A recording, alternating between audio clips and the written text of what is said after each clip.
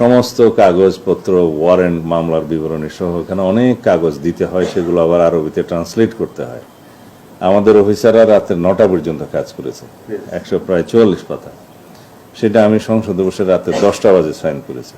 12 তারিখে আমরা ইন্টারপোলের মাধ্যমে আমাদের কাছে এনসিবি একটা সংস্থা আছে আমাদের, সেটা পৃথিবীর যারা ইন্টারপোলের সদস্য তাদের সব দেশে এনসিবি ইউনিটটা থাকে পুলিশের, তাদেরকে ইমেইলে জানানো হয়েছে ফেডারেল পুলিশের পক্ষ থেকে আবুধাবির ইউএই গভর্নমেন্টের, যে তারা আমাদের চাহিদা অনুসারে ইতিপূর্বে যে ইন্টারপোলের মাধ্যমে আমরা রেড নোটিশ জারি করেছিলাম সেটা জারি বাস্তবায়ন হয়েছে, এবং তারা সেই ওয়ারেন্টের অনুসারে, রেড নোটিশের অনুসারে তারা তাকে গ্রেফতার করতে সক্ষম হয়েছে।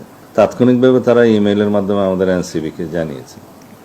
আমি সেদিন বিকেলেই মহান জাতীয় সংসদে সেটা সারা জাতিকে অবহিত করেছি 300 ধারা বিবৃতি দিয়ে, এবং ওখানেই বলেছি যে এই ইমেইলে তারা আমাদেরকে অনুরোধ করেছে 30 দিনের মধ্যে যেন আমরা আমাদের সমস্ত কাগজপত্র পাঠিয়ে দিই তাকে দেশে ফিরিয়ে নিয়ে আসার জন্য।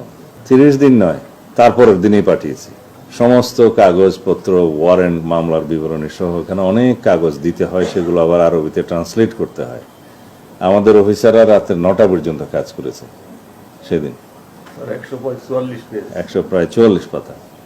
সেটা আমি সংসদে বসে রাতে 10টা বাজে সাইন করেছি, এবং সেই দিনই পাঠিয়েছি আমাদের পররাষ্ট্র মন্ত্রণালয়ে। মাননীয় পররাষ্ট্রমন্ত্রীকে আমি একটা আনঅফিসিয়াল কপিও সেদিন হ্যান্ড ওভার করেছি। অফিসিয়ালি তারপরের দিন সকালবেলা আমাদের সচিব, সিনিয়র সচিব, পররাষ্ট্র মন্ত্রণালয়ের সচিবের সাথে সশরীরে সাক্ষাৎ করে সেটা হ্যান্ড ওভার করেছে, এবং ওই দিন বিকেলেই পররাষ্ট্র মন্ত্রণালয় তাদেরও একটি আরবিতে ট্রান্সলেট করার বিষয় ছিল, একটা পিটিশন, সেটা করে ওই বিকেলেই তারা ডিপ্লোম্যাটিক ব্যাগে করে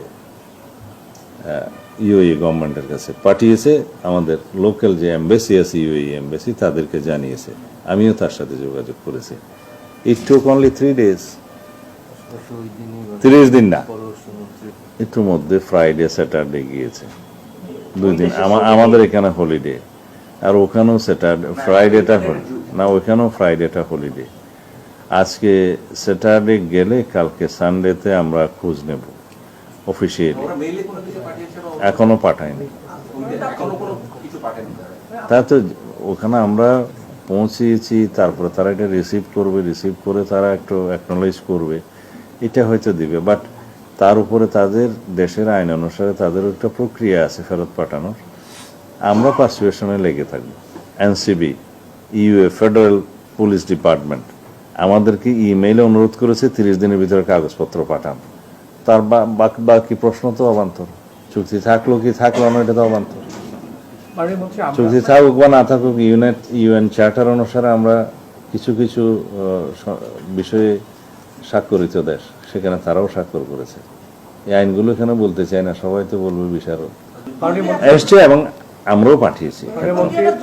এটা হচ্ছে যে মিউচুয়াল লিগ্যাল অ্যারেঞ্জমেন্ট না কি একটা, mutual legal assistance request, MLAR, এটার একটা সিগনেটরি কান্ট্রি আমরা, তারাও